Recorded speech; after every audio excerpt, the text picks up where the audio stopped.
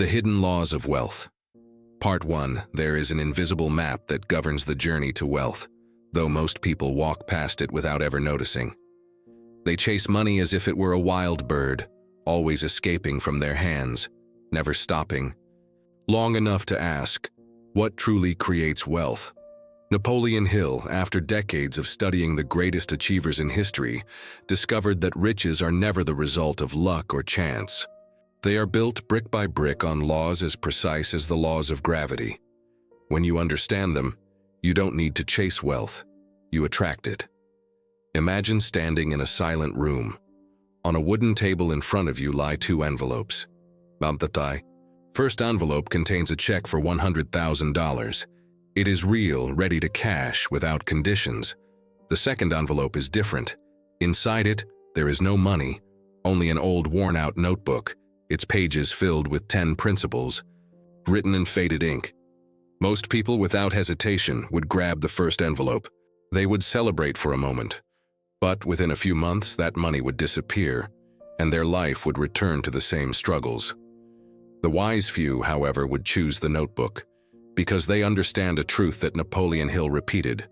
Again and again, riches first begin in the mind, long before they appear in the bank account. The first and most important of these hidden principles is desire. Desire is the spark that ignites everything else. Hill used the phrase, a burning desire, not a wish, not a vague hope, not a passing thought, but a fire that refuses to be extinguished. Every empire, every invention, every fortune ever created began as a single desire in someone's heart.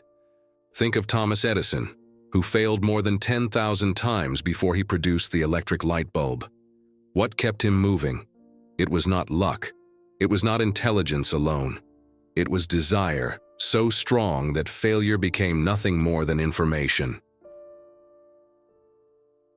You see, the difference between a wish and a desire is like the difference between a candle and a wildfire. A wish flickers in the wind. It disappears the moment difficulties arise. A desire, on the other hand, burns with such intensity that even storms cannot put it out. When you cultivate that kind of desire, life itself seems to conspire in your favor. People call it luck, but it is nothing mystical. It is simply the law of focus. What you desire with obsession begins to shape your thoughts. Your thoughts shape your actions. Your actions shape your results. But here is the problem. Most people never give themselves permission to desire strongly.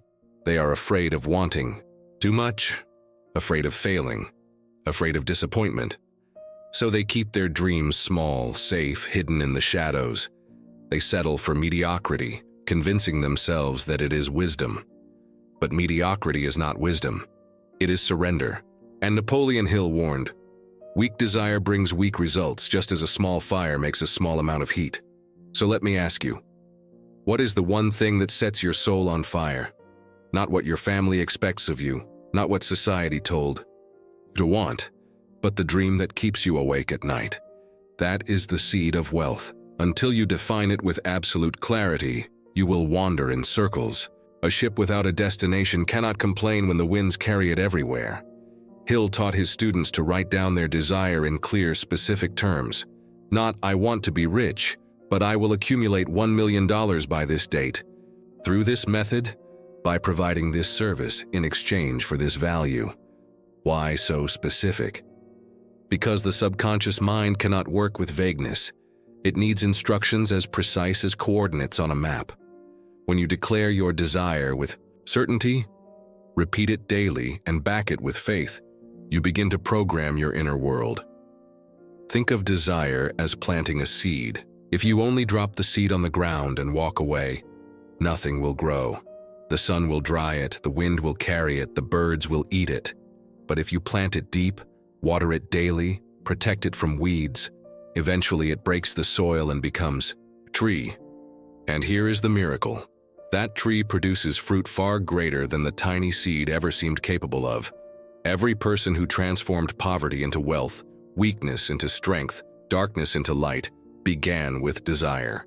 Desire is the heartbeat of achievement. Without it, plans remain empty paper.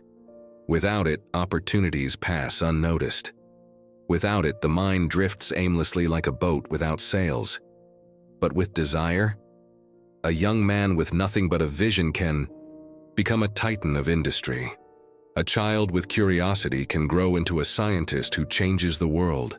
A writer with passion can ignite revolutions with words, and you, with a burning desire, can reshape your destiny. This is where the journey begins. The hidden laws of wealth do not ask whether you were born rich or poor, lucky or unlucky, educated or uneducated. They ask only one thing: do you dare to desire with all your heart? If your answer is yes, then you have already taken the first step toward freedom, abundance, and legacy. The hidden laws of wealth. Part 2. If desire is the spark that ignites the fire, then faith is the oxygen that keeps it alive. Without faith, desire burns quickly and then fades into ashes. But with faith, that flame becomes unstoppable. A fire that can warm nations. A force that transforms invisible dreams into visible reality. Faith is not blind hope. Faith is not waiting passively for miracles to fall from the sky. Faith, as Napoleon Hill described it, is a state of mind you deliberately create through repetition of thought and the power of belief. It is the bridge between the unseen and the seen, between thought and manifestation. Every great achiever has walked across that bridge. Picture this. You stand at the edge of a deep canyon. On the other side lies the life you dream of. Wealth, freedom, impact, joy. Most people look at the distance and say, "It's impossible, the gap is too wide." And so they remain on their side, building small shelters of comfort, convincing themselves that maybe this side is not so bad after you. But a few dare to believe there is a bridge. Even if they cannot see it yet, they step forward in faith, and with each step, the planks appear under their feet. That is faith in action. It does not remove fear. It gives you the courage to act, despite fear. But how do you cultivate such faith? Hill gave us the tool: autosuggestion. Autosuggestion is the act of feeding your mind with the thoughts you choose until those thoughts harden into beliefs. If you repeat to yourself every day, "I cannot do it, I am weak, I am unlucky," your subconscious will accept it as truth. You will sabotage yourself without even realizing it. But if, with desire and emotion, you repeat daily, "I will achieve my goal, I am capable, I am destined for abundance," eventually your subconscious accepts this as well and begins to direct your actions accordingly. This is not superstition. This is psychology. The human mind is like soil. It does not care what seeds you plant. If you plant weeds of doubt, you harvest weeds. If you plant seeds of faith, watered daily by repetition, you harvest success. The choice is yours. Consider Muhammad Ali, the boxing legend. Long before the world called him the greatest, he called himself that. Over and over he repeated it with unshakable conviction. At first people laughed, then they listened, then they believed. Eventually reality itself bent to his belief. That is autosuggestion in its purest form. Now faith and autosuggestion must be paired with another crucial ingredient: knowledge. But not just any knowledge. Hill warned that general knowledge is nearly useless in the pursuit of wealth. Universities are filled with men and women who know everything about everything, except how to apply it to practical achievement. The power lies in specialized knowledge, knowledge directed toward a definite purpose. Think of knowledge as electricity. In its raw form, electricity is invisible potential. But when directed through a wire and applied to a purpose, it lights cities, powers machines, and transforms the world. Specialized knowledge is that wire. Without it, energy is wasted. With it, energy becomes progress. But knowledge alone still does not create wealth. You must combine it with organized planning. A goal without a plan is a wish. A plan without action is a fantasy. Organized planning transforms desire and faith into a roadmap. It answers the question, how exactly will I achieve this? Hill observed that every successful person had a clear, organized plan, even if that plan changed over time. Think of Henry Ford. He was not the smartest engineer. Many laughed at his lack of formal education, yet he gathered specialized knowledge. From others, formed a definite plan and relentlessly executed it. The result? He revolutionized the automobile industry and built one of the greatest fortunes of his era. The principle is simple. Desire is the what, faith is the why, and planning is the how. Too many people spend their lives stuck at the what, endlessly dreaming but never moving. Others get lost in the how, planning endlessly without desire or faith to fuel them.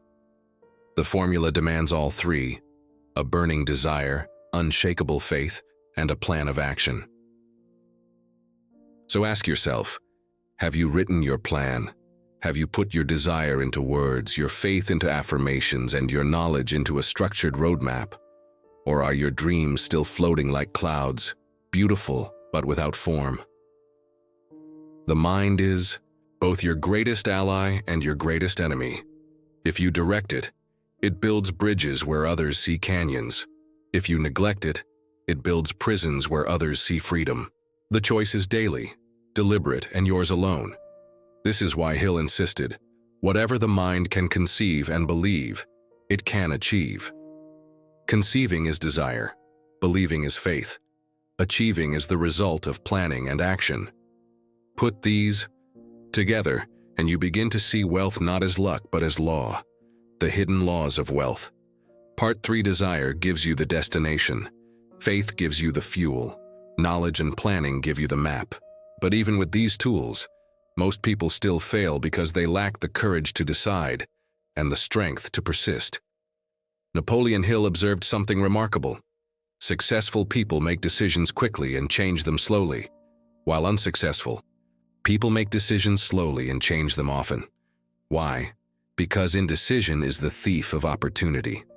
Life presents you with countless doors, but none will open if you remain frozen, debating endlessly which one to knock on.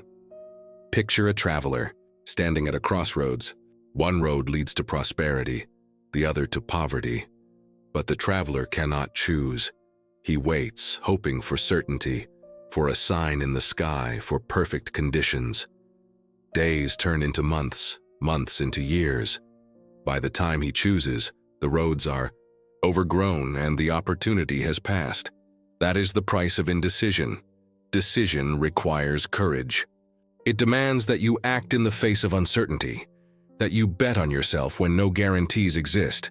Every great fortune in history was born from a decision, a moment when someone said, "I will, and nothing will stop me." But here lies the truth. The moment you decide, resistance will appear. Life will test you to see if your desire is real or just a passing wish. This is where the second law comes in: persistence. Persistence is the iron door that guards every treasure. Only those who knock again and again are allowed to enter. Too many quit just steps away from success. Hill told the story of a man who mined for gold in Colorado. After months of digging, he gave up. He sold the machinery for scraps. The new owner, guided by an engineer's advice, continued digging and found one of the richest gold veins ever discovered, just 3 feet beyond where the first man stopped. How many people quit 3 feet from their dream? Persistence does not mean blind stubbornness. It means intelligent effort, repeated until success is achieved. It means refusing to let failure define you, treating each setback as feedback. Thomas Edison once said, "I have not failed. I've just found 10,000 ways that won't work." That mindset is persistence in action. Think of persistence as water dripping on stone.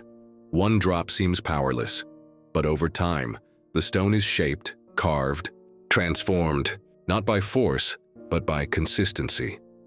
Persistence wears down resistance. It outlasts difficulty. It converts impossibility into inevitability. Yet even persistence has its limits, if attempted alone. Hill revealed another hidden principle: the mastermind, alliance.